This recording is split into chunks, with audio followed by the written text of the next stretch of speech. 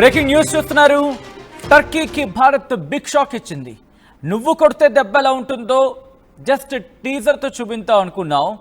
మేము ఇంకా ట్రైలర్ సినిమానే సిద్ధం కాబోతోంది. Turkey get ready for the real taste of what Bharat it is.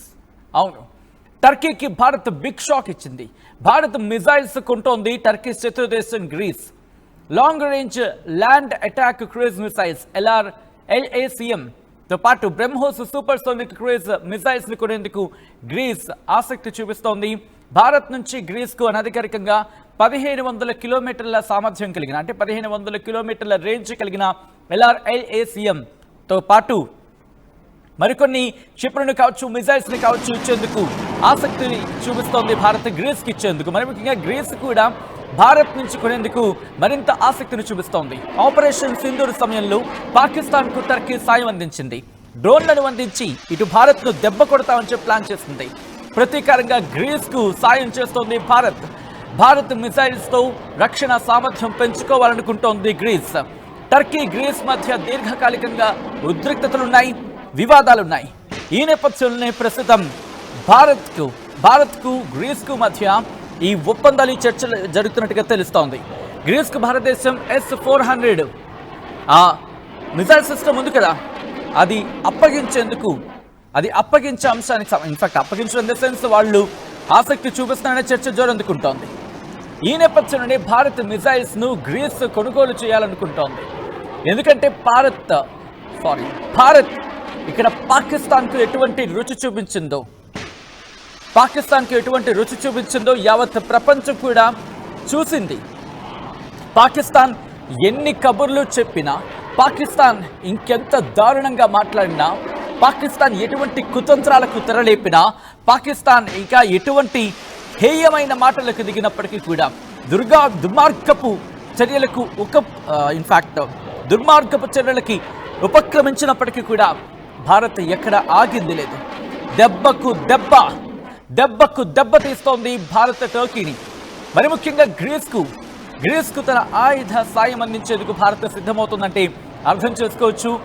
ఎందుకంటే ఒక్కసారి ఆ మ్యాప్ చూసే ప్రయత్నం చేస్తే, ఆ మ్యాప్ చూస్తేనే అర్థమైపోతుంది అక్కడ ఎటువంటి పరిస్థితులు ఉన్నాయి అనేది. సో ఈ నేపథ్యంలోని గ్రీస్కు సంబంధించి మన రక్షణ వ్యవస్థ కావచ్చు, మన మిసైల్ సిస్టమ్ కావచ్చు, మాకు ఇవ్వండి బాబు అంటోంది ఒక విధంగా. ఎందుకంటే వాళ్ళకి ఇప్పుడు అవసరం, గ్రీస్కి భారత్ అవసరం ఉంది. ఎందుకంటే టర్కీ తమ మీద చాలా దారుణంగా వ్యవహరిస్తోంది అనేది అక్కడ గ్రీస్ వాసులకి, మరి ముఖ్యంగా అక్కడ ప్రభుత్వానికి తెలుసు.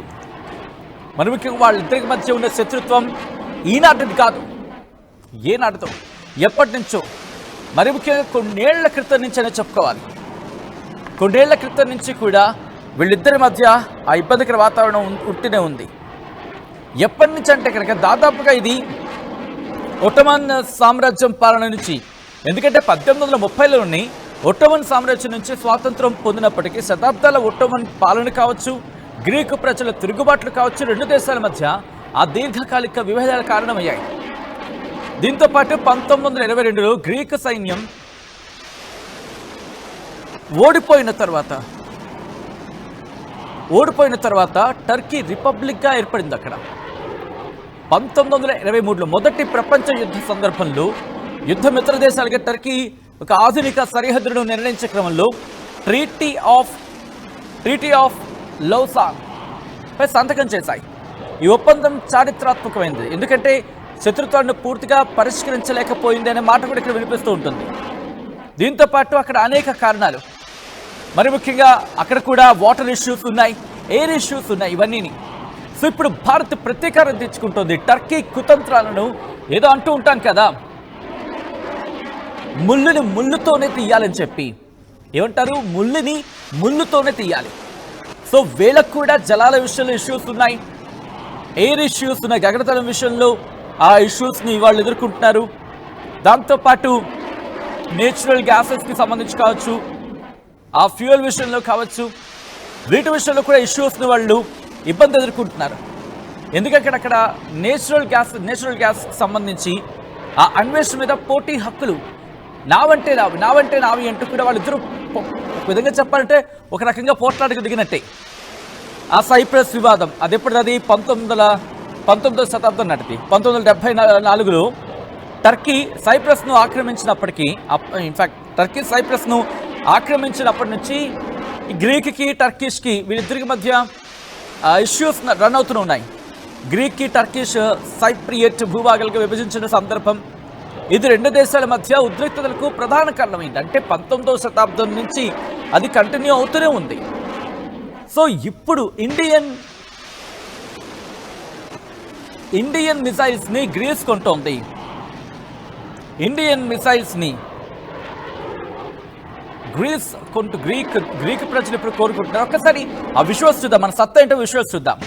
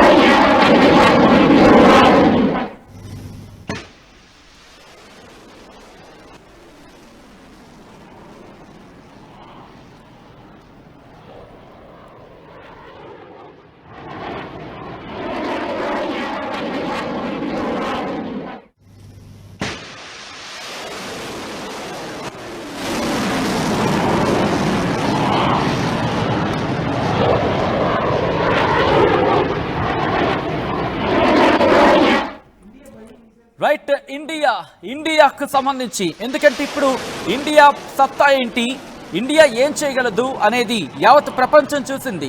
మరి ముఖ్యంగా మన డిఫెన్స్ మిసైల్స్ కావచ్చు, లేకపోతే మన ఎయిర్ డిఫెన్స్ సిస్టమ్ కావచ్చు. సో ఈ నేపథ్యంలోని గ్రీస్ కూడా ఆసక్తి చూపిస్తుంది. ఎందుకంటే వాళ్ళకి తెలిసింది బ్రహ్మోస్ మిసైల్కి సంబంధించేటువంటి ఇంపాక్ట్ ఉంటుంది అనేది. సో ఇప్పుడు అవి అంటే భారత్ నుంచి లబ్ధి పొందాలి. భారత్ చాలా శక్తివంతమైన ఆయుధాలను తయారు చేసుకుంటోంది. తనకు తానుగా తనని తను రక్షించుకోగల సత్తా భారత్కి ఉంది అని చెప్పి అవి నమ్మాయి. ఈ నేపథ్యంలోనే భారత్ నుంచి కొనుగోలు చేస్తే మనకు ఉపయోగపడుతుంది. టర్కీ డ్రోన్స్నే తిరగొట్టగలిగింది. టర్కీ డ్రోన్స్ని పూర్తిగా విసిరికొట్టాం మనం.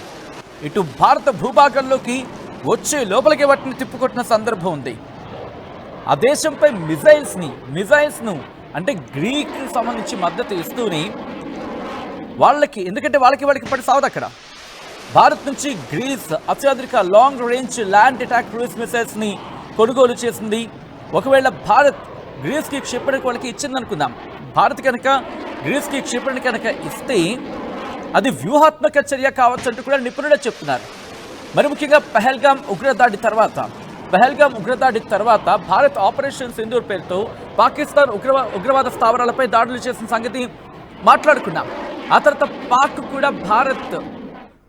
కూడా ఇన్ఫాక్ట్ పాక్పై దాడులకు సంబంధించి మాట్లాడుకున్నాం. కానీ పాకిస్తాన్ ఏం చేస్తుంది, భారత్పై దాడులను మొదలుపెట్టింది.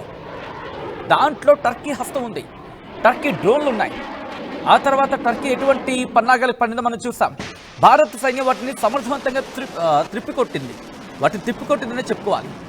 అయితే ఆ సమయంలో పాకిస్తాన్కి చెందిన కొంతమంది డ్రోన్ ఆపరేటర్లు, లేకపోతే వాళ్ళు అసలు సైన్యమో ఏమో, వాళ్ళకి చేతకాక ఏకంగా టర్కీ ఆపరేటర్లు ఆఖరికి డ్రోన్లు కూడా ఆపరేట్ చేసుకోలేని పాకిస్తాన్కి టర్కీ సాయం చేసింది. డ్రోన్లు కూడా ఆపరేట్ చేసుకోలేని ఆ పాకిస్తాన్కి టర్కీ రావాల్సి వచ్చింది, వచ్చి సాయం చేస్తుంది. అందుకే ఆ డ్రోన్లు ఎలా పనిచేసాయో మనం చూసాం. భారత్ వాటిని తిప్పుకొట్టింది. మన ఎయిర్ డిఫెన్స్ సిస్టమ్ S-400 కావచ్చు, లేకపోతే మరి ముఖ్యంగా ఆకాశ్ లాంటి మన ఆకాశ్ లాంటి రక్షణ వ్యవస్థలు కావచ్చు, ఇవన్నీ కూడా మనల్ని కాపాడేసాయి. ఆ టైంలో పాకిస్తాన్ ఉగ్ర స్థావరాలను దాడులు చేయడానికి కూడా టర్కీ ఖండించింది. మనం ఉగ్ర స్థావరాలను టార్గెట్ చేస్తే టర్కీ ఖండించింది. పాకిస్తాన్కి మద్దతుగా నిలిచింది. మొత్తానికి టర్కీ భారత్కు వ్యతిరేకంగా ఉందని చెప్పి అప్పుడు తేలిపోయింది. ఆ తర్వాత టర్కీకి వెళ్ళారు. టర్కీ అధ్యక్షుడు ఎర్దోగాన్ మేమంతా ఒకటే అనే టైప్లో మాట్లాడాడు. సో ఇప్పుడు అటువంటి టర్కీకి గట్టిగా రివెంజ్ అని చెప్పుకోవాలి. ఓ రిపోర్ట్ ప్రకారం టర్కీ శత్రుదేశమైన గ్రీస్ భారత్ నుంచి ప్రత్యేక క్షిపణిని కోరింది. ఇది చాలా ప్రాణాంతకమైందనే మాట వినిపిస్తూ ఉంటుంది.